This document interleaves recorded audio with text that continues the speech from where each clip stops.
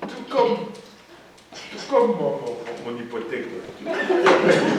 Anyway. J'aime mon frère. Ce n'est pas le café qui va venir entre vous. Alléluia. Maintenant, retournons là où on était. Le tabernacle. Est-ce qu'on peut juste revenir un peu? J'étais en train de faire une étude biblique. Le samedi. On avait déjà parlé de l'autel de sacrifice. Mince. Non, c'est l'autre sens. On avait déjà parlé de l'autel de sacrifice. Ok. Très bien. Non. Tourne seulement de derrière. Non, dans l'autre sens. L'autre. Voilà. Tourne seulement. Ça va aller. Encore une fois.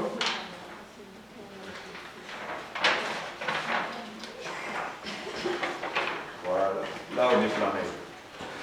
Maintenant, pourquoi je reviens un peu là parce que je veux qu'on se remette encore un peu en contexte. Le peuple arrive au pied du mont Sinaï et Dieu leur donne la loi. Mais avec la loi, il leur donne également le plan du tabernacle. Amen. Maintenant, la loi, c'était les préceptes à suivre pour marcher dans le droit de Dieu, pour être agréable à Dieu. Et le plan du tabernacle était ce qu'il fallait faire après avoir brisé la loi. Comme quoi Dieu savait déjà que avec nous là, ça va arriver. Il savait que ça va arriver. Et donc, il a prévu le coup à l'avance.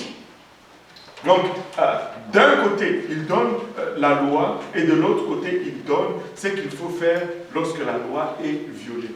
Il donne ainsi le plan du tabernacle qu'on a défini comme étant cette superficie qui était délimitée par un enclos qu'on appelait le parvis. Pas l'enclos qui n'était pas appelé le parvis, mais c'était tout l'ensemble qui était appelé le parvis. Et l'enclos était une clôture avec des dimensions spécifiques. Dieu a donné tellement de détails dans la construction du tabernacle. Les tissus à utiliser, les poteaux à utiliser, les sockets qui devaient recevoir les poteaux, les fils, tout a été détaillé. Et en plus de cela, une seule porte au tabernacle, et la porte devait regarder toujours vers l'est. Et quand tu entrais dans le parvis, la première chose que tu trouvais, c'était l'autel des holocaustes, qui était la fourniture la plus grande dans tout le tabernacle. Et si tu avançais dans le parvis, après l'autel des holocaustes, tu rencontrais la cuve d'airain, qui était une cuve en airain contenant de l'eau, une place où les sacrificateurs se lavaient. Et plus loin que la cuve d'airain, il y avait une tente qu'on appelait la tente d'assignation. Et dans l'intérieur de la tente, il y avait deux chambres. La chambre arrière qui était 1/3 et la chambre avant qui était 2/3.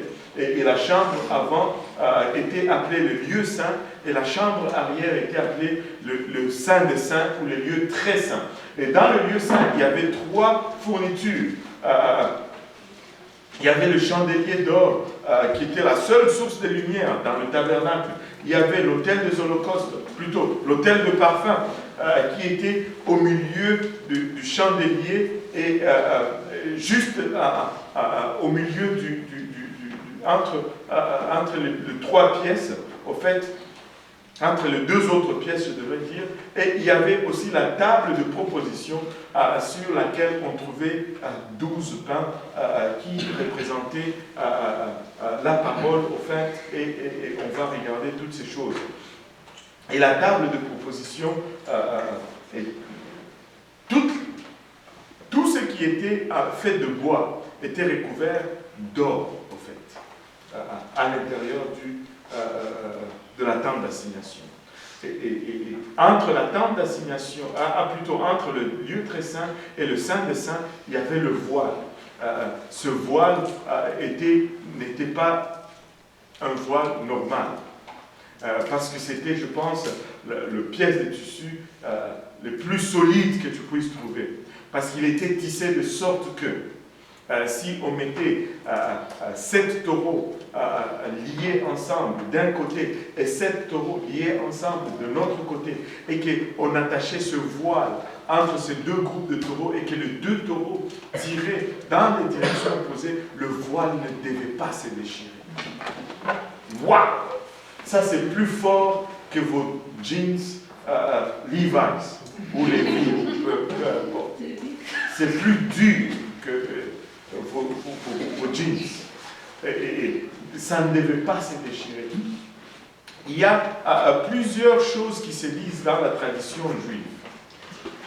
Moi, je ne sais pas si tout cela est vrai. Je n'ai pas vérifié.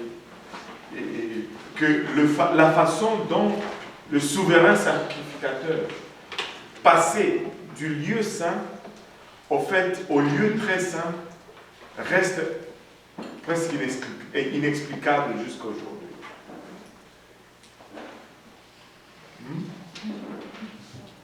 On y reviendra peut-être. Mais non, quand on allait en arrière du voile, il y avait l'arche de l'Alliance qui contenait les tables des 10 commandements, le bâton d'Aaron et un pot de manne. Et on va voir toutes ces choses. Maintenant, la première chose qu'on voit quand on rentre, maintenant on peut avancer. Attends une minute. Ces choses étaient l'ombre des choses à venir. Au fond, Dieu est en train de nous dire que regardez ces choses et regardez ce que le schéma qu'il représente ou le chemin que cela trace. C'est comme ça que ça va être par la suite. Ceci est une référence. Regardez Colossiens par exemple 2, 16 et 17, Hébreux 8, 5. Une personne peut lire Colossiens 2, 16, 17, une autre Hébreux 8, 5. Rapido, presto. Colossiens 2, 16, 17 dit que personne donc, 2, 16, 17, que personne donc ne vous juge au sujet du manger ou du boire, ou au sujet d'une fête, d'une nouvelle lune ou des sabbats, c'était l'ombre des choses à venir. Mais le corps est en Christ. Le corps est en Christ. Le corps est en Christ. Nous ne pratiquons pas le sabbat. Parce que nous sommes en Jésus-Christ. Nous mangeons le porc. Parce que nous sommes en Jésus-Christ. Au fait, j'ai acheté du jambon tout à l'heure. Maintenant, on peut spéculer là-dessus, le porc. C'est pas trop bon pour vous, ça on le sait. La viande de porc, c'est pas la meilleure viande au monde. Mais c'est pas ça qui te fait arriver à l'enfer. Tu ne vas pas aller en enfer parce que tu as mangé du porc. Ou que tu es allé à l'église le dimanche. Amen. C'est Dieu qui a créé lundi, mardi, mercredi, jeudi, vendredi, samedi et dimanche. Le diable n'a pas créé dimanche. Alléluia. Et anyway, ça c'est juste un principe. Hébreux 8, 5. Il est écrit offrande selon lesquelles célèbre un culte, image et ombre des choses célestes selon que Moïse en... Est-ce que tu peux lire un peu avant ça Verset 4. Il est écrit, s'il était sur la terre, il ne serait pas même sacrificateur, puisque là sont ceux qui présentent les offrandes selon la loi, lesquelles célèbrent un culte, image et ombre des choses célestes, selon que Moïse en fut divinement averti lorsqu'il allait construire le tabernacle. Et soin lui fut-il dit de faire tout d'après le modèle qui t'a été montré sur la montagne. T'a été montré sur la montagne. Et c'était l'ombre des choses à venir. Le culte des Juifs, c'était l'ombre des choses à venir. Mais nous ne regardons plus à l'ombre, nous regardons à Jésus-Christ lui-même. Tu sais, j'ai déjà donné cet exemple, je vais encore donner cet exemple. Si tu t'accroches aux lois et toutes ces choses, tu es malheureux. Tu es malheureux. Laissez-moi vous donner un exemple. Bon, moi, j'ai ma femme. Ok? Bon, ma femme, elle est belle. Et je l'aime beaucoup. Bon, maintenant, quand elle marche, tu peux voir son ombre à terre. Si je me compte, parce qu'on dit que c'est culte, c'est l'ombre des choses à venir. Si moi, aujourd'hui, je me contente de regarder l'ombre de ma femme et de dire, oh, je t'aime, t'es belle, je suis en train de passer à côté de la vraie beauté.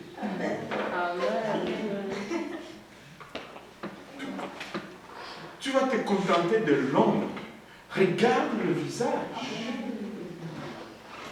Regarde Christ. Nous n'allons pas vivre dans l'ombre. Quand nous sommes dans l'ombre, nous risquons de taper à côté. Parce que des fois, l'ombre va ressembler à autre chose que la personne. C'est vrai. Et tu peux te tromper en suivant l'ombre.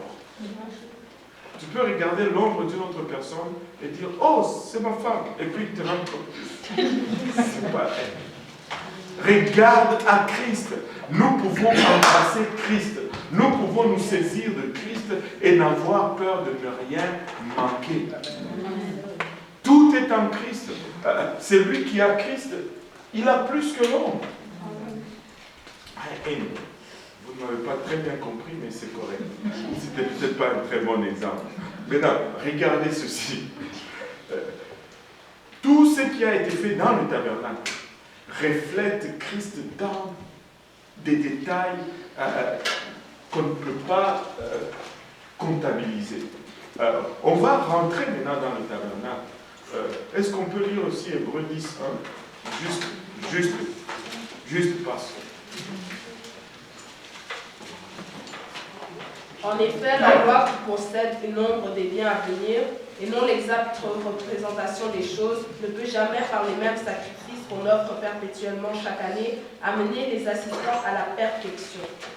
Wow. Qu'est-ce qu'il dit? Si tu fais ces choses, si tu suis ces choses, tu n'arriveras même pas à la perfection. Tu n'arriveras même pas là où tu es supposé arriver. Embrasse Christ. Marche en Jésus-Christ.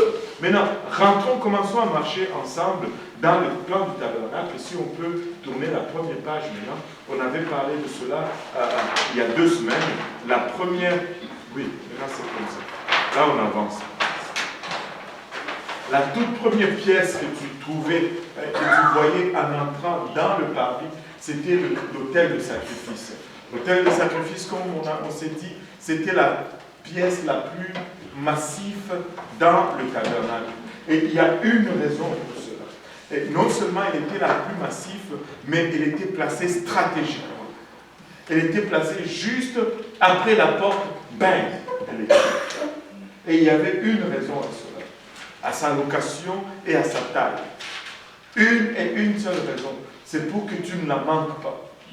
Tu ne pouvais pas entrer dans le tabernacle et dire « Oh, je n'ai pas vu l'autel de sacrifice. » Impossible. Parce qu'elle était là juste après la porte. Et c'était la pièce la plus large de toutes les pièces. Et il y a une raison pour cela. C'est que l'autel de sacrifice était un lieu de mort.